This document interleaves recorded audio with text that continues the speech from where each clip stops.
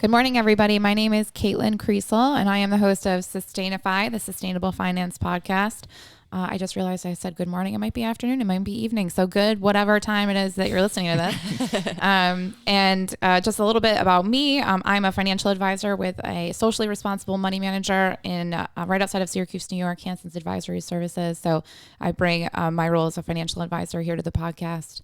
Thom, would you like to introduce yourself to our listeners today? Sure. My name is Thom. I work for Cooperative Federal, which is a local community development financial institution, the credit union, and I do financial counseling, one-on-one, as well as some financial education, youth, and adult. All right, and I'm Meagan Weatherby, also with Cooperative Federal, and today our episode for SustainaFi is Redemption, Breaking Down the Carceral System.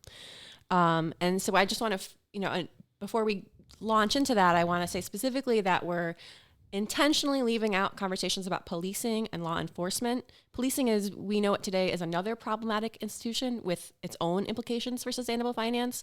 But today we're just focusing on prisons and mass incarceration as the societal reaction to crime. And before we have a couple, broad areas we're going to talk about. We're going to talk about divestment. We're going to talk about restorative justice versus retributive justice. And we're going to talk about community development as a method for breaking the poverty to prison pipeline. And before we go into those three broad areas, Thom's going to do a little framing for us. Okay. So, we started talking about this, or we started thinking about this because there was and still is a movement in social finance, ESG, to divest from private prison companies.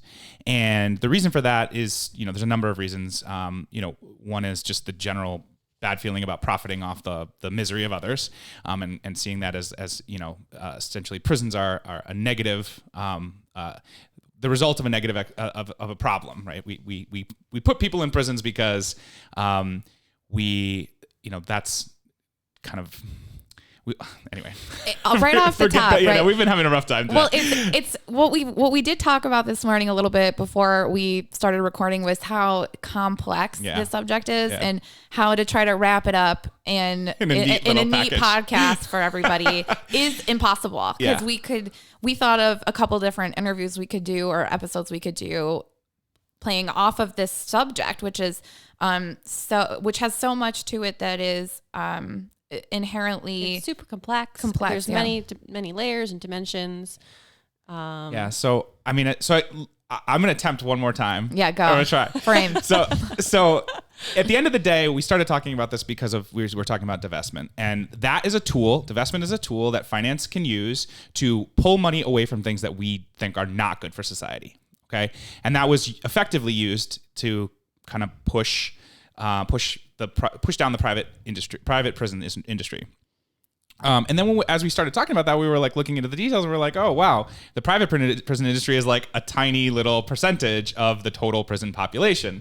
And if the goal of sustainable finance and the goal of ESG is to move society to a better society, to better outcomes for people, then, if we're addressing only that piece, we're really only talking about a very small piece. And so we started to shift the conversation. And so we wanted to look at what are the ways, first of all, frame this idea of like, well, what would be a better way for us to address the issue of crime? And so my portion of that is to discuss, the difference between what I see as the current system, which is retributive justice, which is basically, this is about punishment, this is about guilt, this is about, we need to put you away from society, and shifting us to a model that is more restorative justice, which is about making amends to the victims, addressing the issues that the problems that you've caused to the victims, and then coming out of that whole experience a better, healthier, happier, employed, right? All of these good outcomes coming out of what is a negative issue. And so those two things are, if we want to move the world in that direction, and this is kind of opening up the conversation for both of you, for all of us to talk about, if we want to move the world in that direction, how can finance play a role in that?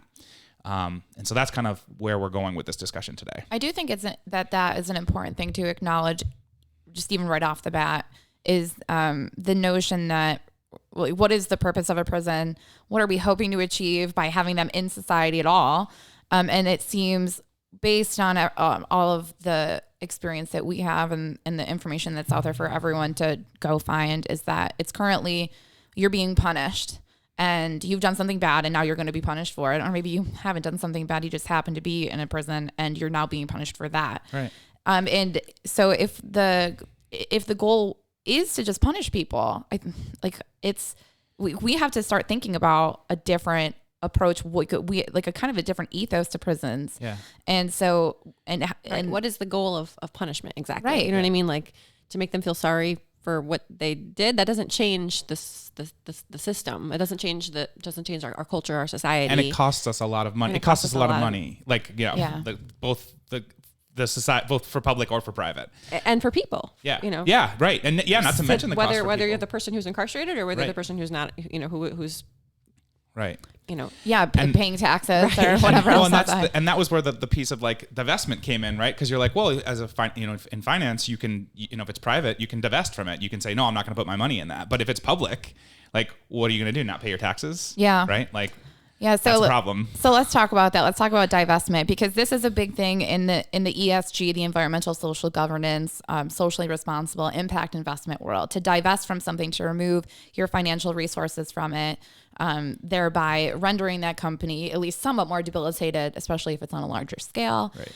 And so if you are against the prison industrial complex, a really tactical way to approach that is to just remove your funding sources from them. So there are publicly traded private prisons.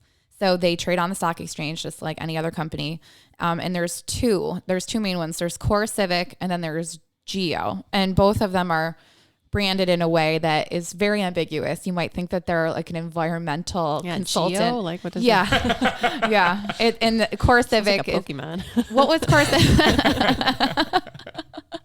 What was Core Civic's name before they rebranded, Tom? CCA, so Corrections Corporation of America. Yeah, so that was at least a little bit more definitive. Yeah. And now it's the way that it's been rebranded was intentionally made to be ambiguous. And these companies are structured as REITs, real estate investment trusts. So right off the bat, that's pretty messed up, in my humble opinion. That and certainly not all REITs are prison REITs. There are lots of really good REITs out there that invest in where you own a consortium of medical buildings or office buildings or retirement homes, and so you help to fund those rental properties and you profit off of them. So you get a piece of the rent back as in the form of a dividend. But the prisons, as they're structured as REITs, the renters, quote unquote, are prisoners, and who's paying the bill of those prisoners is the government and citizens. We are the government, so that's our tax dollars coming back to us if you were to own one in the form of a dividend. And any real estate investment trust, they are the most profitable when they're fully rented out. So. The structure right now is that they are the most profitable when they are the most full. Right. And so a lot of the individuals and families coming across the border are in these prisons. What was it? 75% of prisons in the United States are owned by. Was that the fact? 75% of the private right. prisons in the United States are owned by these two companies. Right. So it's if you own either of those two companies, which you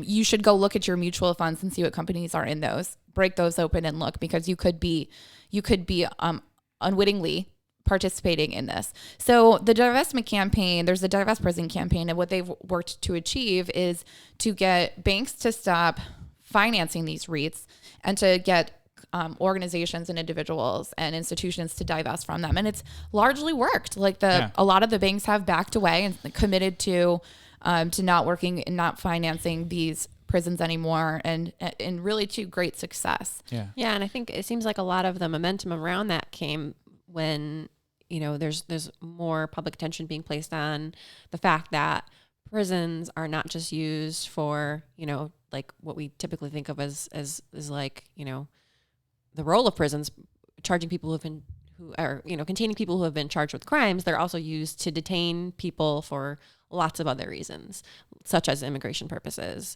or, to jail people who have been arrested for something and haven't even been charged with the crime. Tried.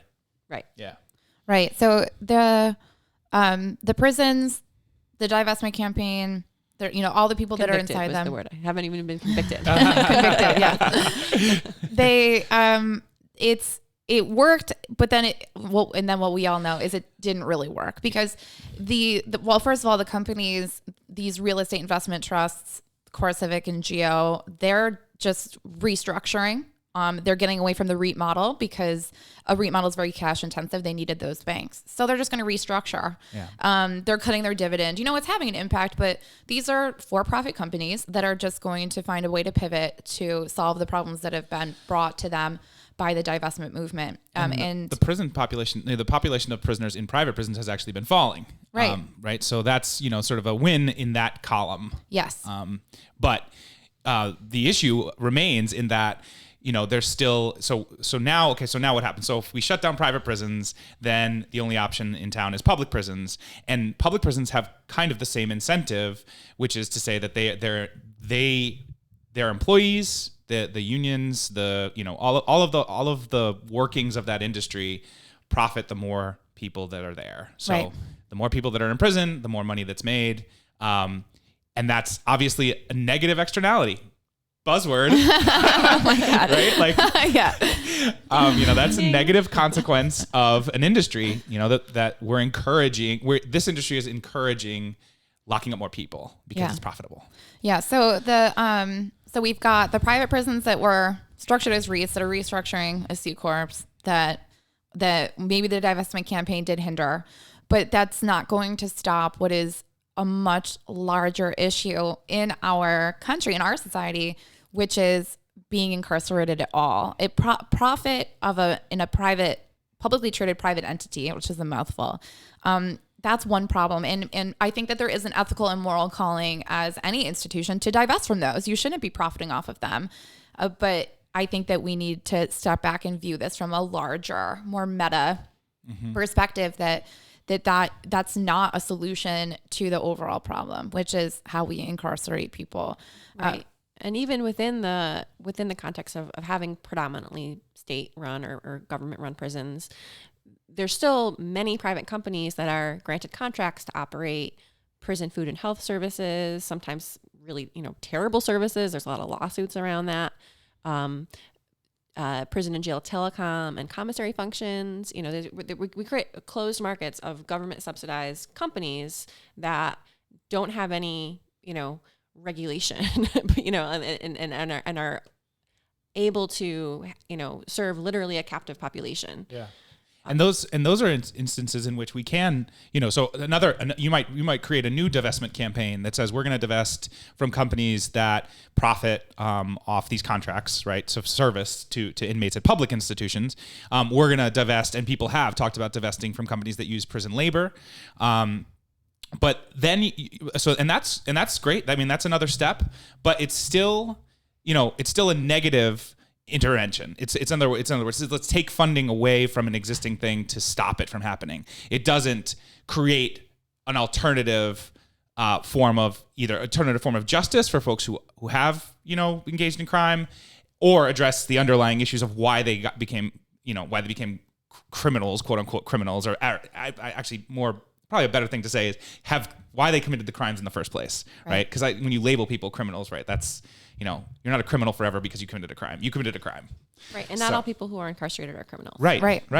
So I think one thing I want to touch on is how we kind of ended up here in the first place. Like if the theory behind a prison should be to rehabilitate someone, like you've done something wrong, it's a problem that happened. Let's assume that we're talking about the perfect criminal, that someone actually committed the crime. We know that they committed the crime. It's a crime that should be a crime. Yeah, yes. Right. There's another one. Right. You could reduce the criminal population just by changing some laws that, make people criminals when otherwise they wouldn't be. But that's a whole other. It seems to me that there's that the incentivization structure is that more criminals are better. Right. Like let's fill the prisons. Right. Why? Right. Why is that? What is that? Like, who's profiting off of that right now? Like, the more criminals, the better. That's the profit. So employees of correctional institutions, any industry that works, that earns money from when somebody's in prison. So these companies that you're talking about that have contracts to provide services to those inmates, and that's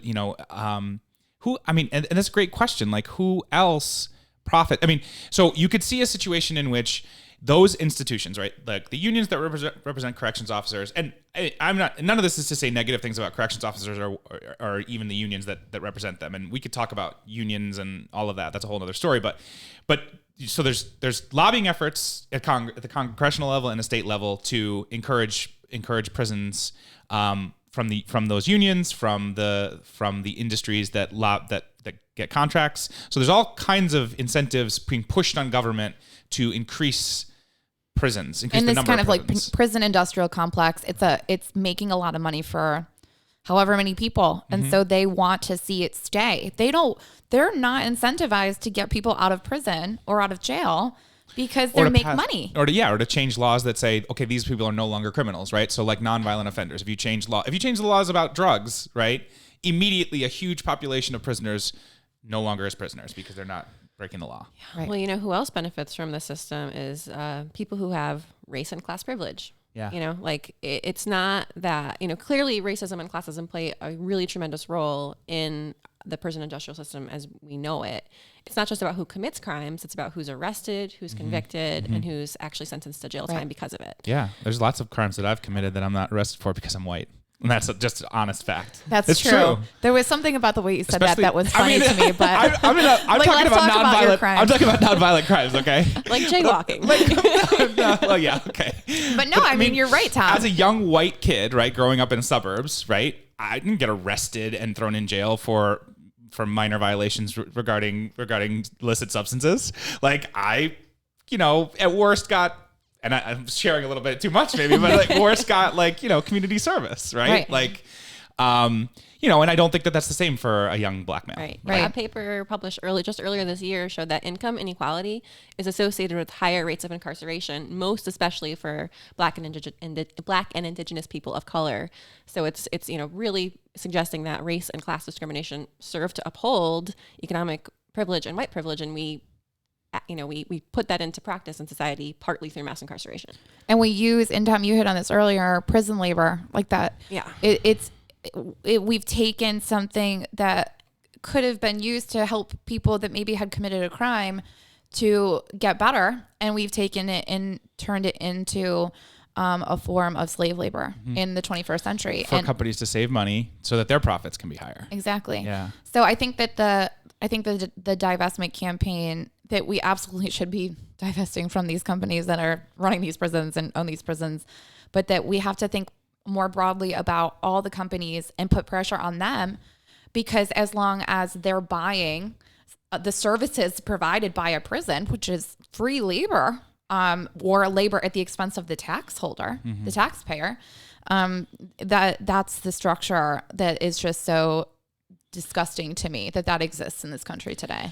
And I think this conversation, and this is something that I thought was really important to raise, like this conversation kind of addresses one of the limits of how finance can impact change in the world, right? So, if it's a public institution that you're trying to address, divestment doesn't work. Because, now you can do it differently. You could do it through voting. You could do it through, political activism, all of those other things. But you're not going to do it by withholding your dollars. Right. And so that's, I think, an important, I just think that that's an important thing to raise. And I wonder, Meg, in the research that you did about addressing, because Meg looked at addressing the issues before they happen, I think that's maybe, investment in, so positive intervention in tools that are going to make communities more healthy and stop people from committing crimes in the first place.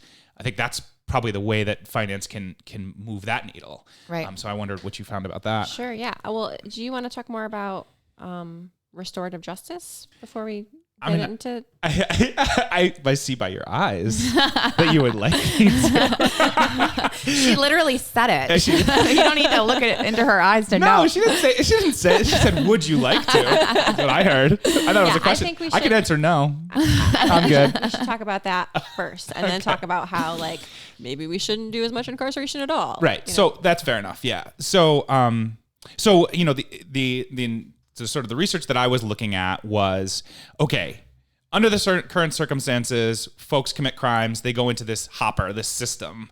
And this system, first of all, when you measure the outcomes of this system, they're poor, right? Like 77% of people go back into prison after leaving prison. The employment rates after prison are dismal, right? And so they're structured that way, aren't they? Don't you think? It seems like it. Yeah. And so, you know, even if we're in the retributive justice system, right? Putting aside this, you know, new model of restorative justice, like I think we can all agree that we don't want people to go back.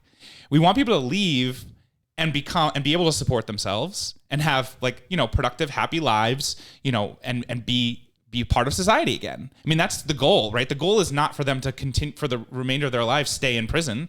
Nobody wants that. I don't think. I mean, not nobody. There are certain entities that do want that, but I think the vast majority of us, the three of us, know that we don't want that, and that we can. Many people, and we can probably speak for a lot of our friends, families, and colleagues, and even victims. You know, even victims of crimes. Like, I mean, I'm sure that if you ask the average victim of a crime, they're not going to say like, "Yeah, I want that guy to go behind bars for the remainder of his natural born life." Yeah, that's something that the Prison Policy Initiative found. I think that was where I read this.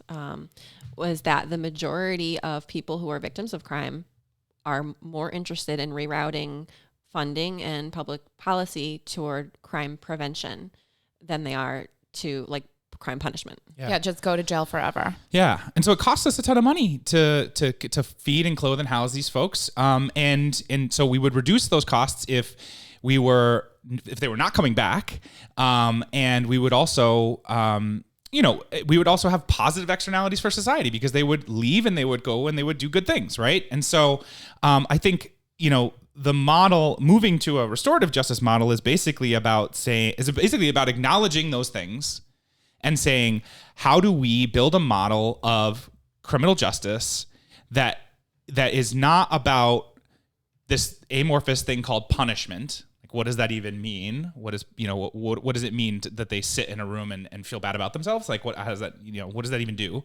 And move to a model that says, no, look, we care about what happens to these folks.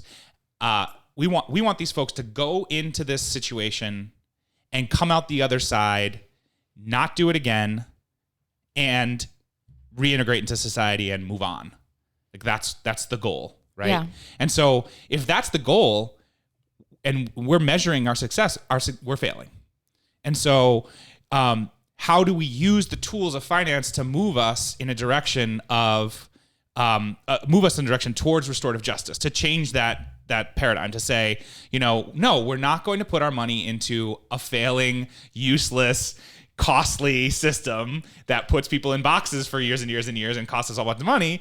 We're going to put our money into programs and policies and procedures, both at the private level and at the federal level, if possible, and federal and state levels, and, you know, at the legislative level, that says, you know, we're going to reduce the number of people in prison, and those people that do have to go to prison, they should come out the other side and never go back and be employed. Yeah. And that's what restorative justice is. It says, let's take the world before it was broken through the crime and try to bring it back to that world again. Yeah. Where the victim is made whole, the perpetrator is made whole, you know, and the perpetrator bears the responsibility of making the victim whole, but they're both made whole at the end of it, and they both, you know, are better off because of it, instead of both parties being worse off because of it. Yeah, and you know, thinking about it as an obligation to fix a problem really narrows down the scope of things that we would define as a crime. Yeah. You know, because if you didn't harm anybody and it's just because you broke a rule because it's a rule. Yeah. You know what I mean? Like that doesn't get us anywhere. Right.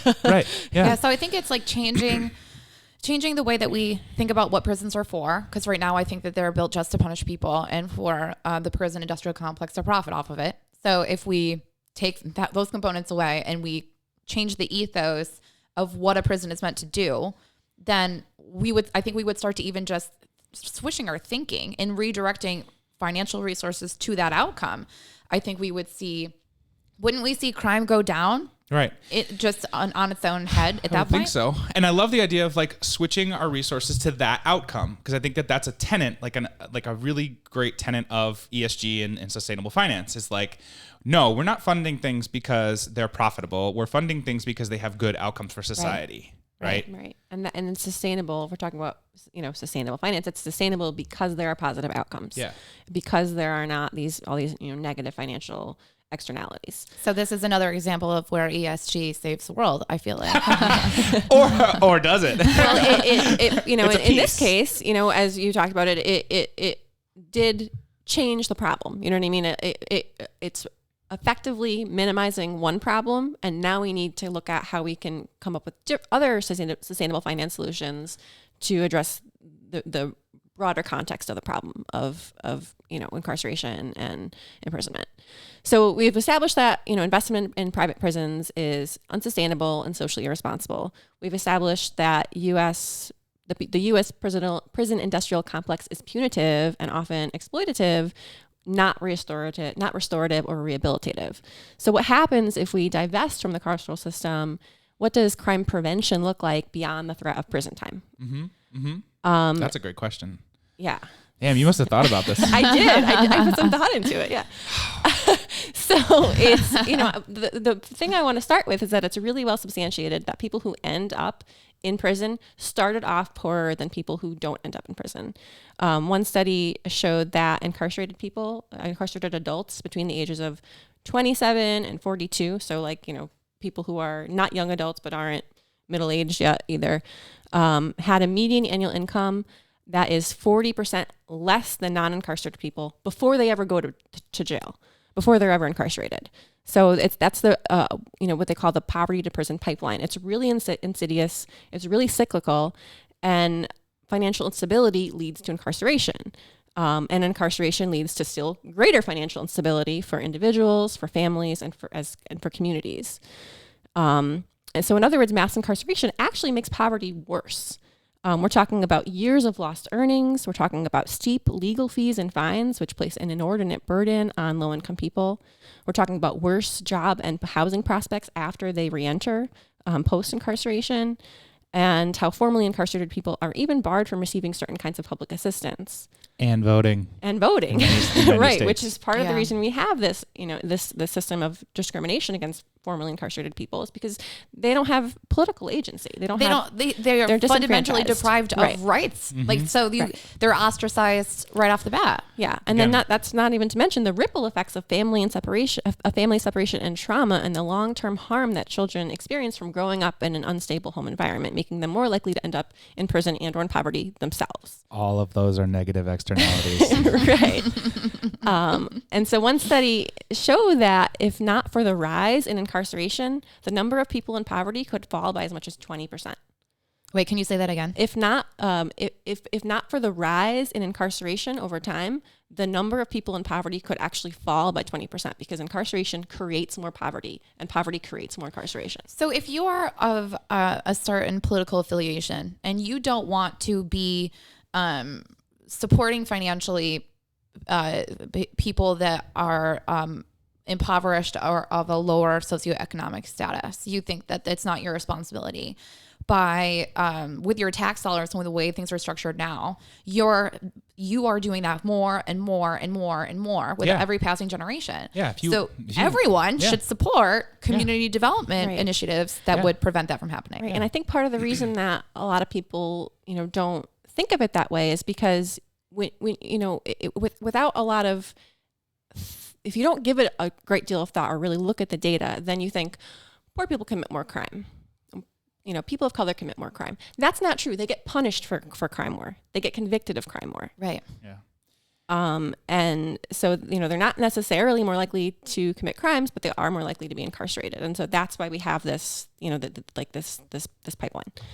And so the bottom line is that the prison system as we know it exacerbates poverty, and poverty in turn pushes more people into the carceral system, and that's not sustainable. We have 2.3 million people in this country locked up, away from their families and communities, not able to make meaningful social or economic contributions. And the vast majority of them are nonviolent crimes. About 20% of the people who are in prisons and in jails haven't even been convicted of a crime. And if you think those folks should be behind bars, right? That's, like if you think that those folks should be separated from society, what actually results from them being separated from society is worse outcomes at the other side. Right. In other words, because they're going to come back into society. Yeah, right? they're not like we're not locking people up for their entire lives. So then they come out, they can't vote. It's much more difficult for them to get a job in housing. Right. And so they're likely to reoffend. Yeah. So you're like, if you truly want to see people that may or may not have committed a crime just rot in jail for the rest of their life, then maybe this isn't the podcast for you. Like we're not trying to convince you. Well, and even if you do, even if you want that, they won't. They're not going to stay in not going to stay in jail forever. Like it's a very, very small percentage of the population in prison that's there for life. Yeah. And the vast majority of them are going to come back out. And guess what? Because of this current system, they're going to come out worse. Yeah. On a given day, about a quarter of the people who are in jail are there for misdemeanors. They're there because they can't pay their fines, they can't make bail, and there's what's known as churn in local jails. People go to jail 10.6 million times a year, even though the population overall is 2.3. The number of times people go into local and county jails is 10.6 million times per year. Interesting. That's gigantic. Yeah, that's enormous. And at least a quarter of the people who go to jail are arrested more than once a year. So it's often because they're struggling with poverty or mental illness or substance abuse disorders, and that only gets worse when they're incarcerated. And then when they got arrested, if they were convicted the last time, they're carrying fines, which then rearrest them because they didn't pay those fines. Exactly. And why didn't they pay those fines? Because they didn't have enough money to pay the fine. Yeah, right. I think for me, it becomes so clear that because it's failing so badly, the system. What's become very clear to me, just even in the last half an hour, is that it was meant to. Mm-hmm. Like there's profit to be made off of these individuals being incarcerated, and that's what has driven policy, and that is a failure of capitalism. There is an interesting thing that came across my desk several years ago, an impact investment, a bond that was that actually worked in many ways as it was supposed to, because they were trying to use the system of capitalism, the system of investment of a bond, something probably pretty much all of us are pretty familiar with, to reduce. And I can't say the word recidivism. Did I say it right? Yeah, you got it, yeah. So maybe I could say it, I just can't spell it. Yeah. It's very, very difficult word to spell.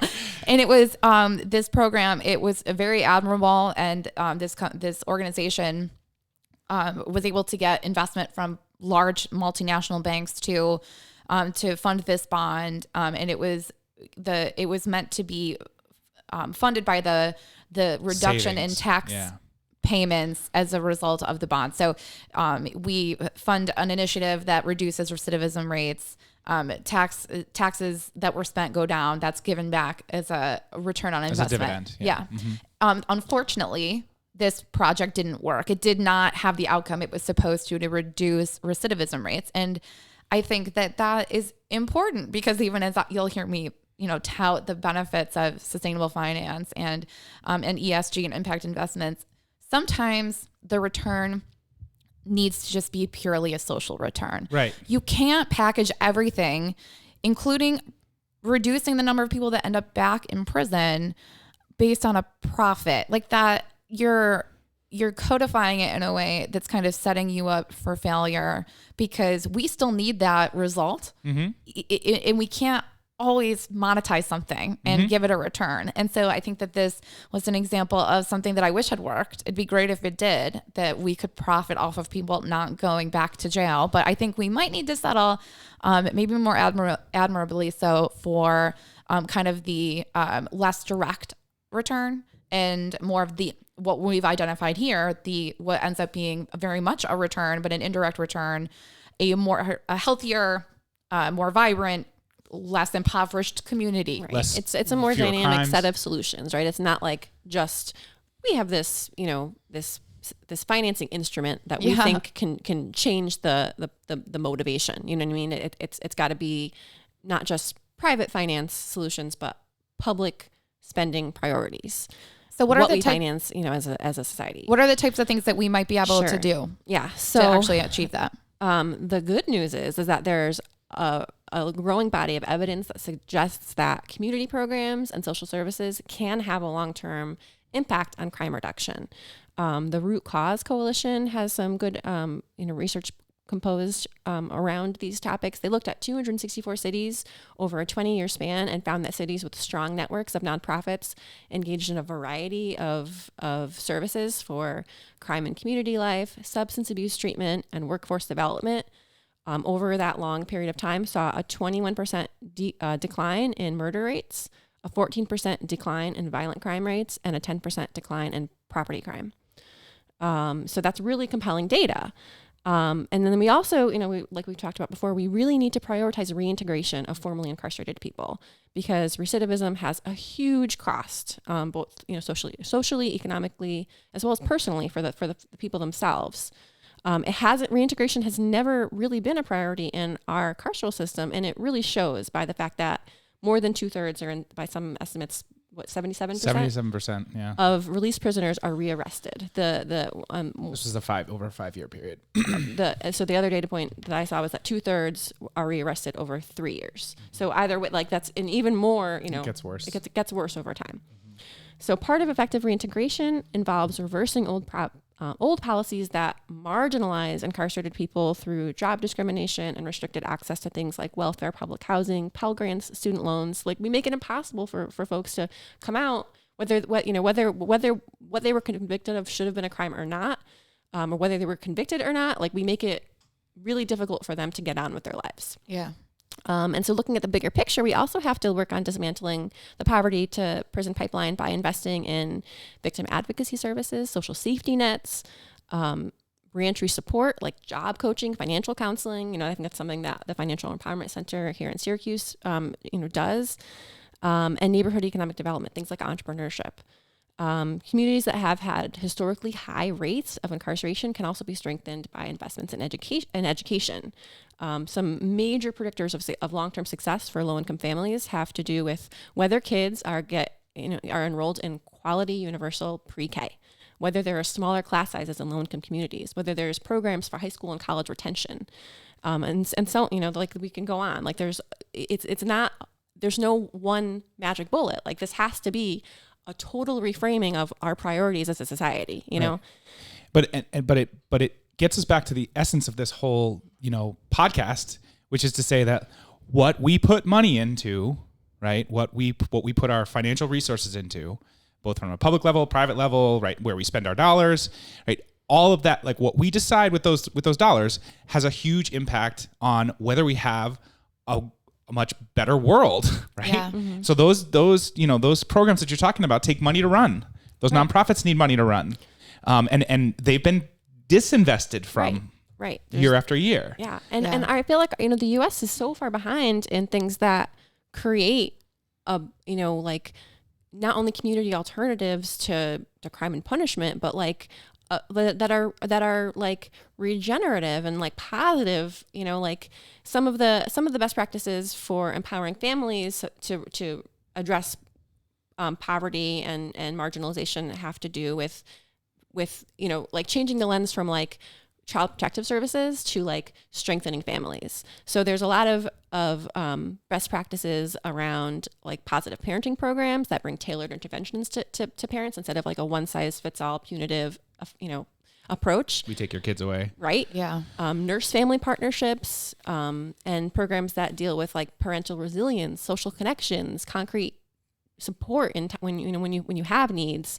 knowledge about parenting and child development. Like, I don't think you can talk to any parent in this country who doesn't think that being a parent is a really hard job. And to do that with all the stresses of poverty and, perhaps having family members who you once relied on who are incarcerated just makes that worse. Yeah.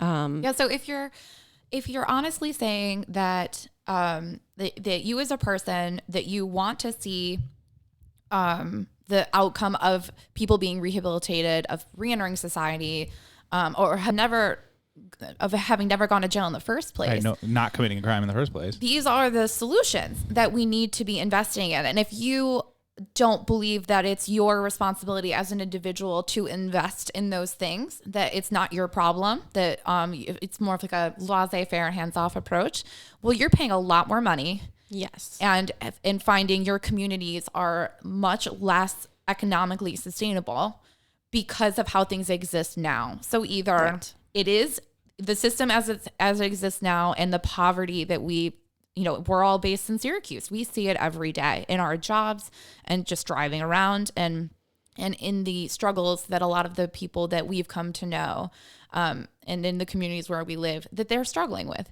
Yeah. And so the solutions are there. It's, I think, taking responsibility for the society that we live in and recognizing that there is a very powerful prison industrial complex fighting to retain the status quo because it's profitable for them. And that the results that we want to see, that the three of us want to see, that's achievable. They're entirely feasible. New York State, according to the Justice Policy Institute, spends over $500,000 a year to confine a single juvenile offender. Like, what could you do with $500,000 per person? Yeah. For people who are in these situations, who are at risk. Individualized youth support services can cost as little as $75 a day. That's like 5% of the cost of incarceration. You know what I mean? And it's really time for public policy to catch up and to come to terms with the research that there is on mass incarceration and crime prevention and recidivism and like just the poverty to prison pipeline that we keep talking about. There's models out there that leaders can use to divert funds to more sustainable solutions, like creating a reinvestment fund that captures estimated savings from criminal justice reforms and allocating those funds to community-based programs. Yeah. I think that we've probably identified and discussed and arrived at a natural conclusion because there's only so much that we can, there's only so much we can cover in 45 minutes anyway, but it's the solutions as we've gone over, it's a complex issue. The funding needs to be directed in a myriad of different ways, which results in a very complex solution. And I think it's something that, we really want to hear from others. What's the research that you've seen? What are the studies that you've read about, the articles? What are programs you've heard of that are successful? I would love to hear about a city similar to Syracuse that turned itself around, that started to invest in certain things and had the types of results that we want to see.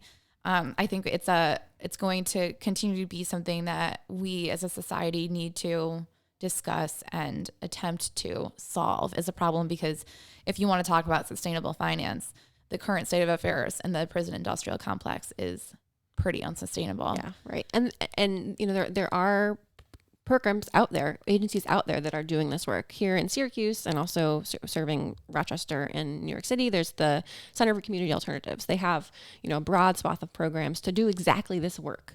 You know what I mean? So like, for starters, here's a call to action. You can find nonprofits near you that you can donate to, Absolutely. No, that's a great call to action. Like there are things, we talked in the first episode about individual actions that we can take to support these things. Some of the things we talked about today, I would try to do a little bit more research on those things, find out more about it, support your local community organizations. Vote is a huge one. Once you're educated enough on the subject, call your state and national officials and talk to them about the types of things you'd like to see them support. It can be controversial and it can be complicated, but I think that we've identified here a lot of the problems that we have and many of the solutions. So thank you both for coming to my dining room / podcast studio. And thank you to the Central New York Community Foundation for helping to make this podcast series possible. Yes. And to my personal hero this week, Elise Inoue, who is my AmeriCorps Vista at Cooperative Federal and helped me put all this research together today. Great. That's awesome. Yes. Thank you to the Community Foundation. Thank you, Elise. And Thom and Meagan, thank you both so much for coming. And thank you to all of our listeners. As always, email us info@sustainableecon.org. Like us on Instagram and Twitter. Follow us. Our handle is SustainaFi, which I still can't believe I actually scooped those up. And reach out to us. We'd love to hear your feedback, your questions, and your ideas.